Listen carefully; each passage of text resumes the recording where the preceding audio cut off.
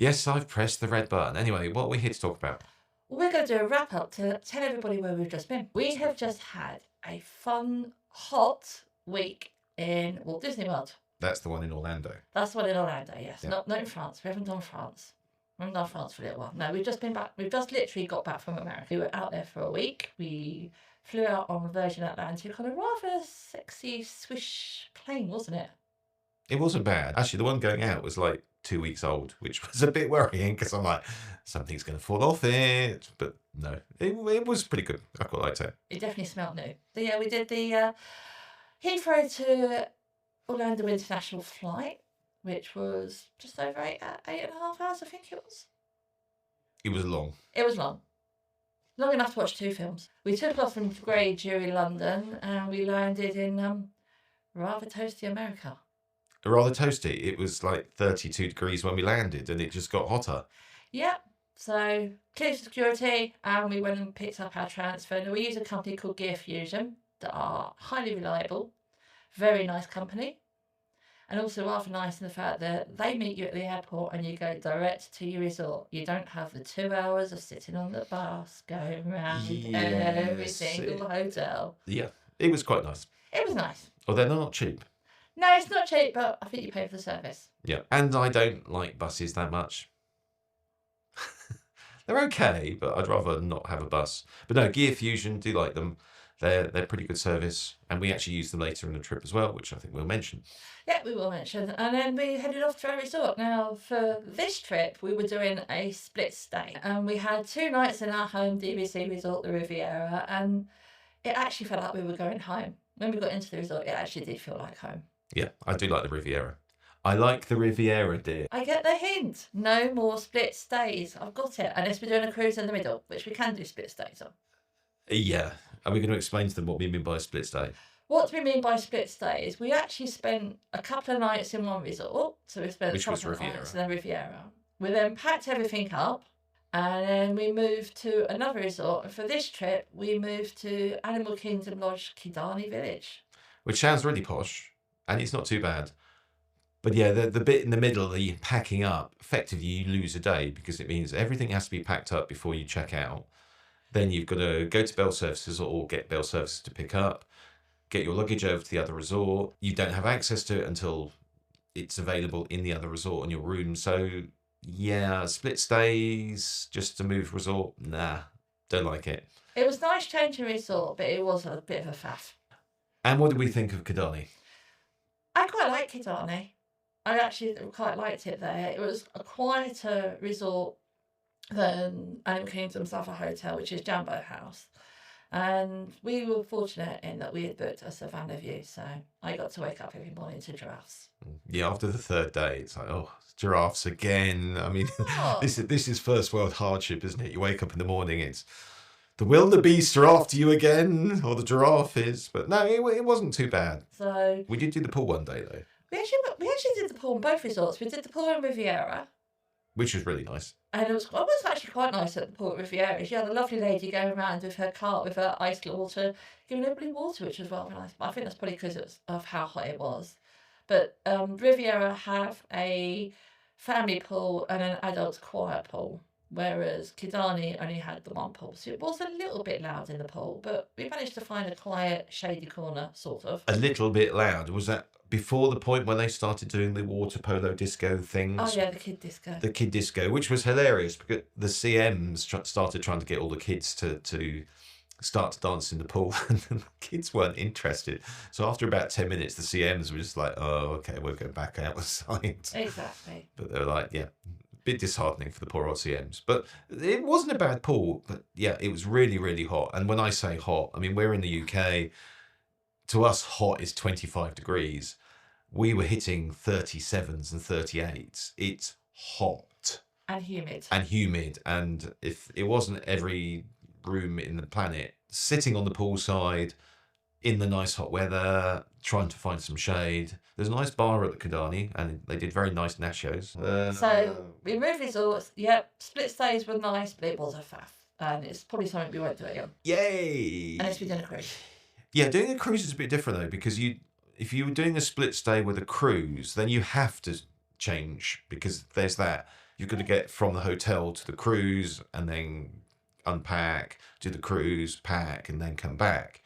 With a split stay with 2 different locations, so in our case, Riviera and Kidani, there's this element in the middle where you don't really have to do it. You could have just stayed at Riviera. The split stay, I think, was a useful experience, and it was quite nice being able to see another resort and stay at another resort. But it was a bit of a faff. It wouldn't be something that I would recommend unless you have to do it. Well, if you like And me, I- you want to see drafts.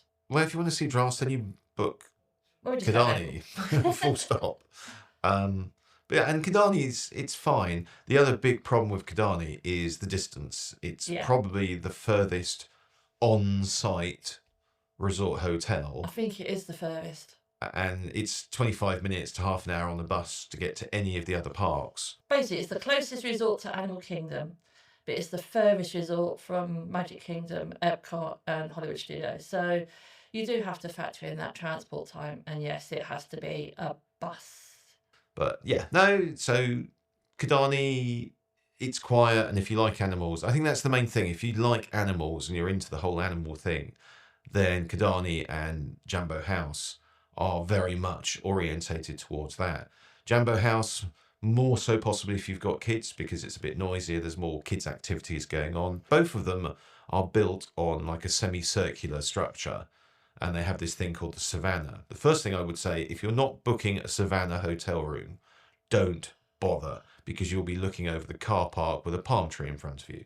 So, in my opinion, Savannah rooms are the ones to go for. If you're doing Savannah at Jambo Lodge, you're going to have a problem with the central part of the Savannah area has a thing they call the lookout, which has everyone from the hotel wandering in and looking out at the animals. The problem is they're looking out at the animals straight into your bedrooms. And not just anyone from the hotels, anybody who It's visits anyone the who resort visits can the go out there. resort.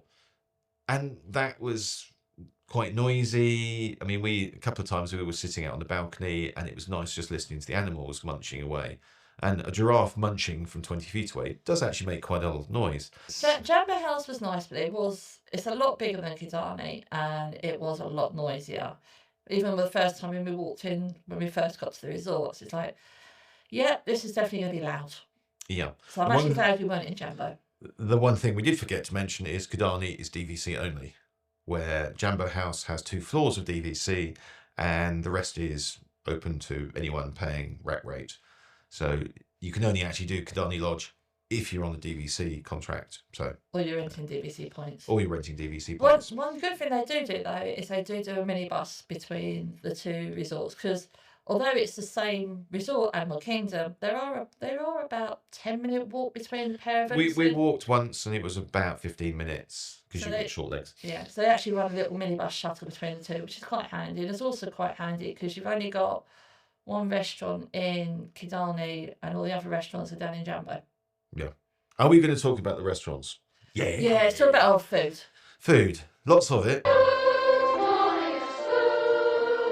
What's the choice? Lots of choice. But not as much choice in Kidani. I mean, you've got the quick service, which was African orientated. Now, I must admit, when I looked at the original menus and when we first looked at going to Kidani, I'm much more of a conventional eater. I mean, I don't mind spicy food, but Riviera always appeals to me because I just like the food. When we first looked at it, it was like, okay, great. I'm going to have to get used to eating olives and chickpeas. I don't mind chickpeas, but there was very African style orientated food on the menu.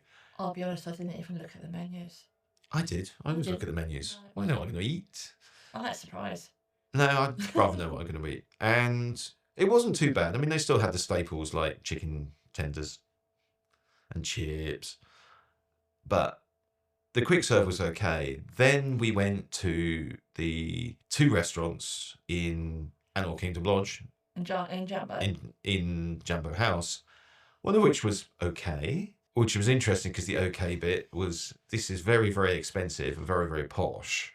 And the food was okay, and that was That was Gico. Gico, which is one of their signature restaurants. And we were told by some friends that you must have the venison.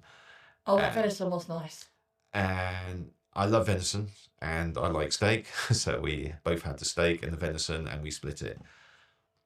But it wasn't outstanding. I was expecting it to be at the sort of level of Paolo if you've eaten on cruise lines. It had If, no wow factor. if you've eaten on Disney Cruise Lines, Paolo restaurant is right at the top of that level. As Kaz says, it didn't have the wow factor. It was nice, don't get us wrong, the food was nice and it was nice having a semi-posh dinner, but yeah, it just sort of lacked something. There was not a wow factor, whereas with Paolo, every dish that comes to your table is like, wow, okay. Yeah. This dish one lacked the wow factor. And then we went to a buffet. Boma. Now, generally, I've found Disney catering buffets have been reasonable. They've normally got a reasonable selection and covers everything from fish, meat, all the usual things you'd expect with basic American fare. Chicken or fish And various other things. I must admit, Boma was outstanding. I was shocked because it's the first time I've done a buffet restaurant where literally everything appealed. If you throw out the idea of I'm not eating that because it sounds weird or looks weird, literally we decided that we were going to go from one end of the buffet to the other end of the buffet and have a little bit of everything. And starting out with the sweet corn pudding, which sounds really weird and really odd, and it's gorgeous. So that and the oxtail stew. Oh yes, oxtail stew, another South African classic, so I'm told. I mean, we grew up having oxtail as kids, oxtail soup, and it used to be the really cheapy oxtail soup. You can still get it. And the real cheapy stuff, where this stew was basically made of a real oxtail by a chef, and it was gorgeous. And in fact, everything in Boma was fantastic. That now puts Boma as a restaurant for me where I would go back to it just to go to that restaurant. Yeah. The other restaurant, the really expensive one, and when I'm talking about really expensive, we're talking about $60 for a steak. Boma, 100%, I would go back to Boma just to go for that restaurant. Love Boma. The only thing I was a bit disappointed about was everybody goes on about the zebra domes. And these are a dessert that you can only get in Animal Kingdom Lodge. And everyone's going, oh yeah, you've got to try the zebra donuts. You've got to try the zebra donuts. They're really nice. They're okay. I quite like them. They were nice, but they weren't, wow. I'm sorry, it's another one that lost the wow factor from me. Yeah, I mean, they were basically just a domey, mallow thing with a little bit of alcohol in it. I quite liked it. But on the whole, I think we quite liked Animal Kingdom Lodge, didn't we? Yeah, I mean, I'm not going to sit here saying that I was disappointed. I think I would say don't book Animal Kingdom Lodge again for a while. Yeah. Because I'm not an animal person. It wasn't massively special in that respect. Boma, I would definitely go back for. And Boma, I would travel there just to go to that restaurant. So I'm a fan of Boma. Animal Kingdom Lodge, yeah, no, it's fine. I mean, we've now done 3 DVC resorts at Disney. My top one, which is our home resort, is still Riviera, followed by Saratoga, followed by Animal Kingdom Lodge. And I'm the opposite. I'm Riviera, Animal Kingdom, Saratoga. Fair enough. That's because there wasn't any animals at Saratoga.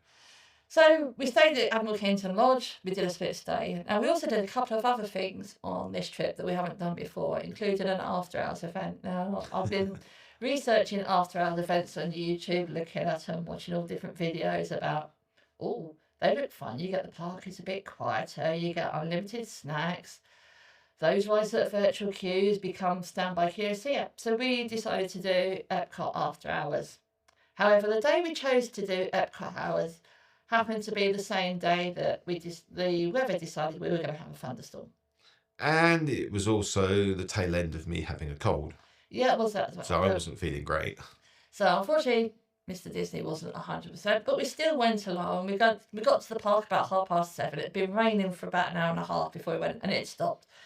So we like, okay, let's go. So we got to the park, got in, scanned our magic bands, just started walking through to our dining reservation, and the rain started again. So it was poncho time. Ponchos! We rocked the Disney ponchos. I still got my legs a bit wet though. But yeah, it was fine. It was quite entertaining. Very, very wet feet. So yeah, have waterproof shoes or things that dry out quickly. Or spare socks. But yeah, we did manage to get rather wet and went and see the princesses at the Norway Pavilion. Because there's hall, which was a very nice dinner.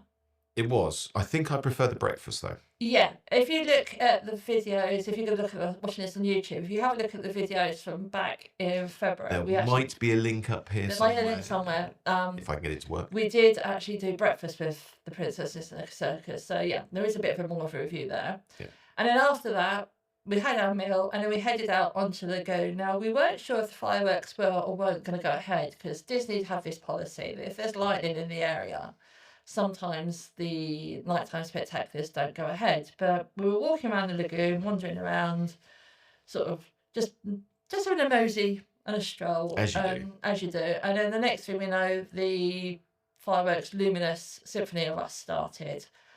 Now, we saw this in February, facing out over World Showcase. If you don't know EPCOT, you've got two areas. You've got the whole celebration area, which has got Spaceship Earth and all the other pavilions, and then you've got World Showcase, which has got all the country pavilions.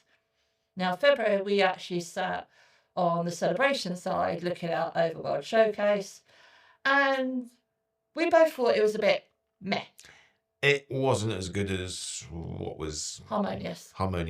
In fact, for me, shows in general, there has to be some emotional commitment there. I want to come out of a show, whether it's a fireworks show, whether it's a stage show, almost with tears in my eyes, because I've felt some connection with the music, with the acting, and with the production, and it's caught me in the smalls. And back in February, I was just like, oh, it's very pretty, and the music's okay, but it didn't have that extra punch that sort of caught you in the heart. And we sort of marked it down as being, yeah, okay, they've done it, they've changed it, and it's a bit naff. Let's hope they change it back.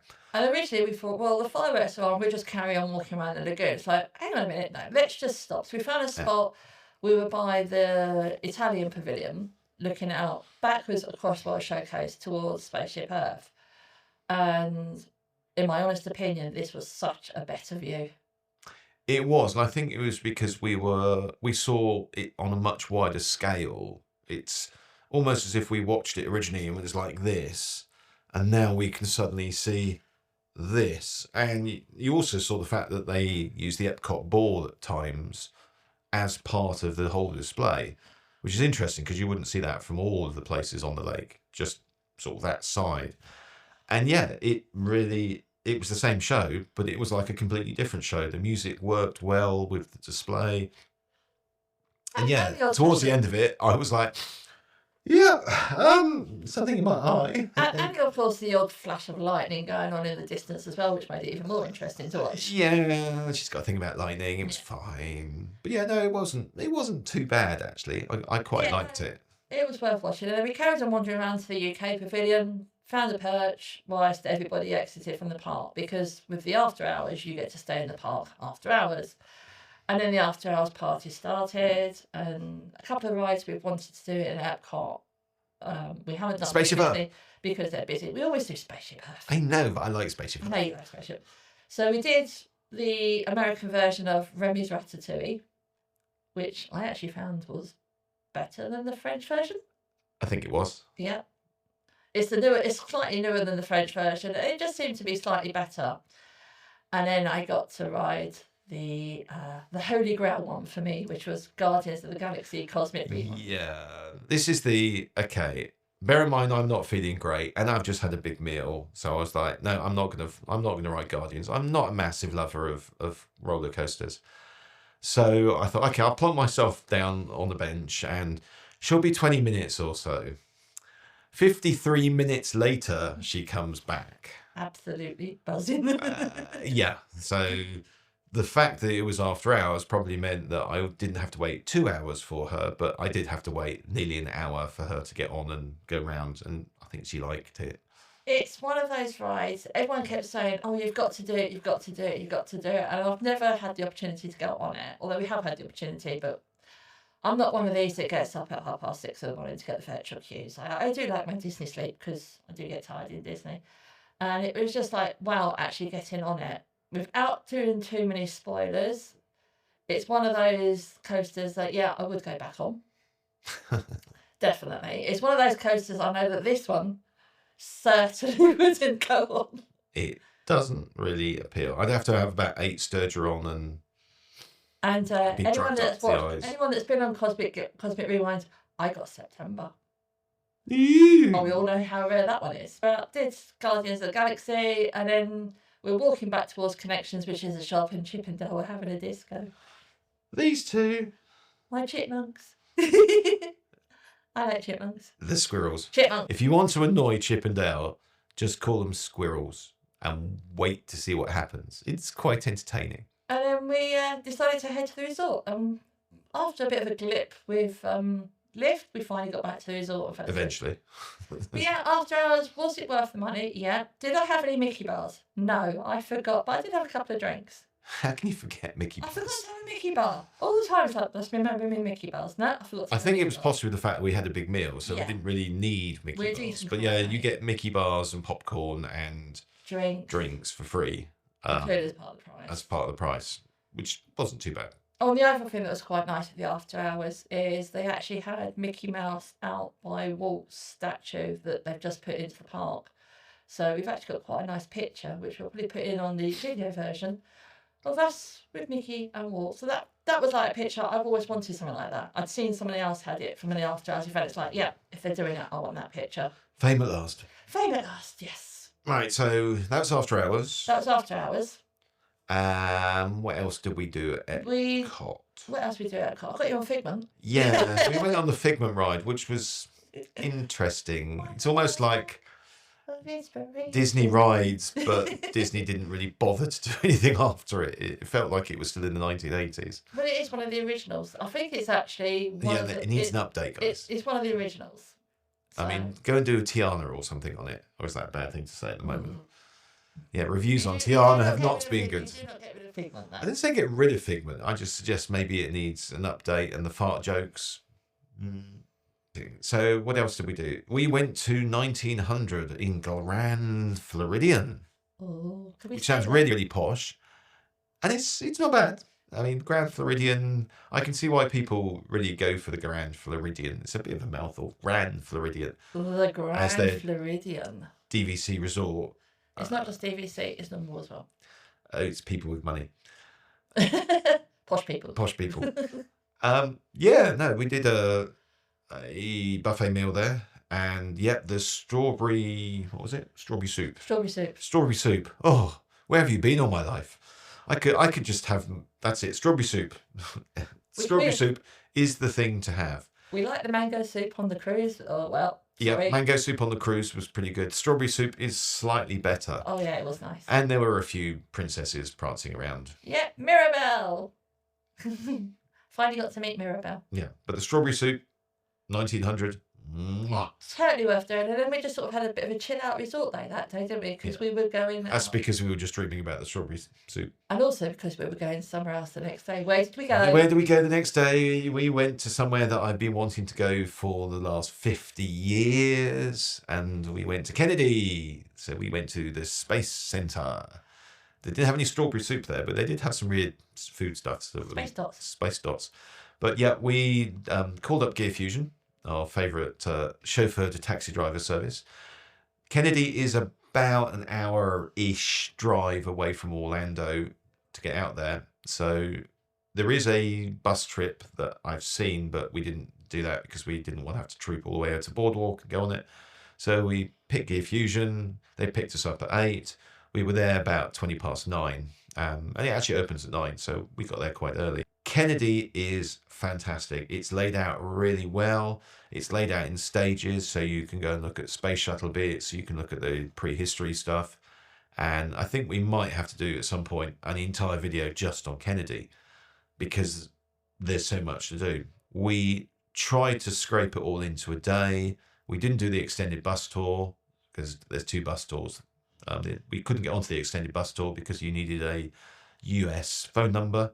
It's wow. And you get to go and touch a moon rock. Yeah, I touched the moon. The shuttle exhibit, we're not going to show you what happens at the beginning. Basically, you go through pre-show, and the pre-show to the main section is just jaw-dropping. The way they introduce the shuttle is just like, wow. Having grown up watching the shuttle fly to actually see the shuttle, that really was a moment. Yeah. It was a bit of an emotional moment. It definitely was a moment. Yes. And yes, I had a moment. I might cry when I see a castle, but this was a case of... And, well, there's a couple of bits in there. There's a memorial for Columbia. There's a memorial for Challenger. It's really, really patriotic. It's really done well. And it's one of those shows that I come out thinking I want to be an American. It's done that well. But if you're into any form of space or technology, it is a must to do at some point in time. It is going to take you more than a day to go around and do properly.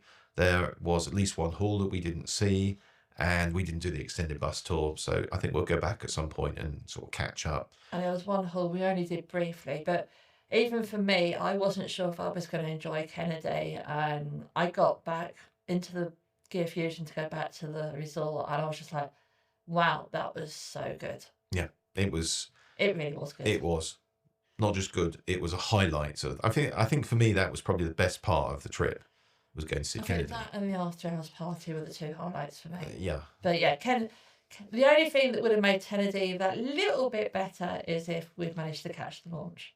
That would have made it sort of even more of a wow. And there was a launch scheduled. They actually have a number of launches now. It's not where, like the old system where you used to wait for a shuttle. Because they've got SpaceX, they've got Blue Origin, they've got other stuff going on. There's regular launches. And whilst we were there was one just before we got there. And I think there was one a couple of days after. There were 43 launches. And we're in June now. So they're doing quite a few launches. So, yeah, catching launch would have been great. But Kennedy, fantastic visit. I think we will have to go back at some point. We will go back at some point. I wouldn't do it every trip because it takes an entire day out. Yeah, it was nice actually having a day, because we'd also factored in having a resort day the day before, because we'd rested. I think we were ready to go and do something. And then we got back from Kennedy and then we headed back into the parks. Yeah. And left the parks just before Happily Ever After was starting. We did Happily Ever After in full in February when we was out there. We were walking out to the bus and I was singing along to Happily Ever After because I was continuing the music. But one thing I do like that Disney do is while you're waiting for the buses back to the resorts, they play the music for Happily Ever After around the bus stops as well. So everyone was singing and you could see the fireworks. It was quite weird when the bus stop and they're singing. Lovely. It really, really was lovely. It was like a really nice ending to what had been a really good day. Yeah. Anyway, negatives. Negative. Heat. Heat. It was hot. What's the weather like out there? It's hot. Damn hot. Real hot. It was so hot to the point, I might have had mild heat stroke at one point. Yeah, she had a little bit of heat stroke, so we sort of trundled back. We weren't expecting it to be as hot. And having spoken to the locals, including Todd from Gear Fusion, who was our driver for Kennedy, he was saying that it's actually hotter than it normally is this time of year. I think it was 4 to 5 degrees hotter than they normally have. Yeah. And it wasn't just one day, it was every day. So it was hot. But like everything, you just have to adapt. So it's floppy hats, sunglasses, sun cream, drink lots of water. You discovered cooling towels. Yeah, I discovered cooling towels. I used to look at cooling towels going, what's the point of a cooling towel? No, it didn't use it. And then the day I had heat stroke, I need to go and buy one of those now. And she did. And they're reusable. So, yeah, cooling towels. So I think that was the main negative. It was just Yeah, the heat. But in all, it was a really good trip. And then we flew home. First some rather interesting weather, wasn't it? Okay, yes, there were thunderstorms on the way out. And we were told by the pilot on the way back that they'd actually closed the airport about 20 minutes after we took off. So that was a good thing. Anyway, I think people are getting bored now. They're probably bored of hearing about our holiday now. But no, it was good. It was fun. This is our second trip using our DVC points. Yeah, we'll talk about DVC at some point. It is on the cards. But if you like what we're doing, please consider the usual thing, the old thumbs up. Thumbsy rumsies. And please consider subscribing to the channel. Enjoy yourself, keep listening, and have fun. And it's a bye from me. And bye from me.